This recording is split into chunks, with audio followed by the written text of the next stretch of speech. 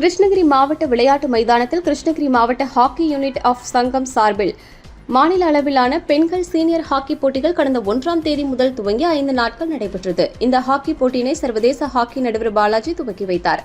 இந்த ஹாக்கி போட்டியில் கன்னியாகுமரி, தூத்துக்குடி, நெல்லை, கோவை, கடலூர், சென்னை, தருமபுரி, திருப்பூர், கிருஷ்ணகிரி, நாமக்கல், சேலம் என தமிழகத்திலிருந்து 23 அணிகள் பங்கேற்றன.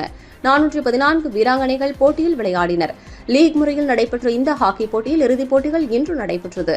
இதில் ஈரோடு மாவட்ட அணி முதலிடமும், திருச்சிராப்பள்ளி மாவட்ட அணி 2ஆம் இடமும், சென்னை மாவட்ட அணி 3ஆம் இடமும், சேலம் மாவட்ட அணி 4ஆம் இடமும் பெற்றது.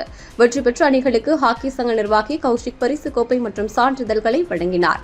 இந்த போட்டியில் வெற்றி பெற்ற அணிகள் தேசிய அளவிலான போட்டியில் பங்கேற்று விளையாட உள்ளனர்.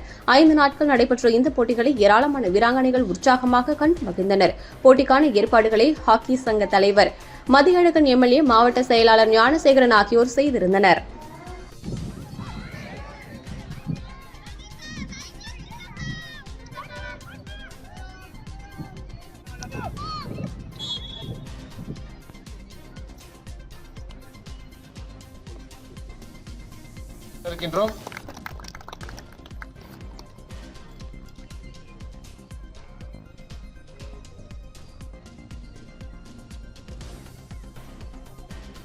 கலந்து கொண்டு சிறப்பு விருந்தினராக இங்கே கலந்து அதை நடத்தி முடித்து வெற்றிகரமாக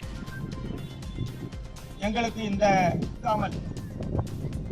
tournament sub junior, junior, boys மன்ற உறுப்பினர் மாவட்ட ஹாக்கி கண்டிப்பாக கல்வியை நாம் கொடுக்க முடியும்.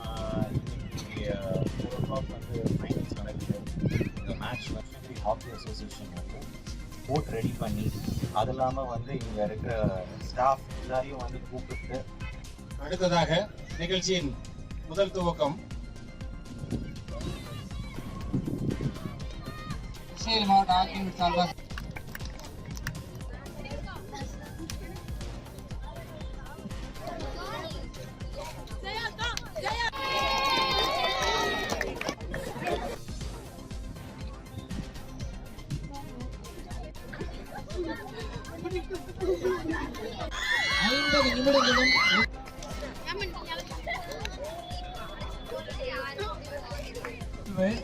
இந்த 5 நாட்களில்